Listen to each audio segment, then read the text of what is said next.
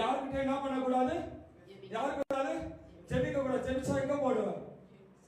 எங்க போடுறேன்? இப்ப சொல்றாங்க எல்லா சேரீங்க வந்து வீட்டுக்கிட்ட சொல்றாங்க, நாளைக்கு யாருன்னா பென்னி சர்ச்சுக்கு போனீங்கன்னா சிங்க கவியில போட்டா என்ன பண்ணுவீங்க?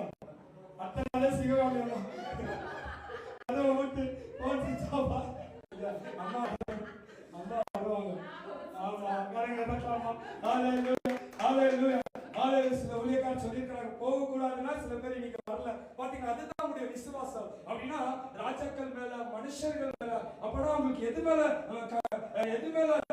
பயம் இல்லைன்னா கர்த்தர் மேல பயம் இல்ல. ஹalleluya ஹalleluya. அவ பாருங்க எல்லாரும் என்ன பண்ணிட்டாங்கன்னா இனிமேல் 30 நாள் என்ன பண்ண மாட்டேன், கோயிலுக்கு போக மாட்டேன், சர்ச்சுக்கு போக மாட்டேன், நமாஸ்க்கு போக மாட்டேன், எதுக்குமே போக மாட்டேன்னு எல்லாம் அந்த ராஜா சொன்ன வார்த்தைக்கு என்ன பண்ணிட்டாங்க?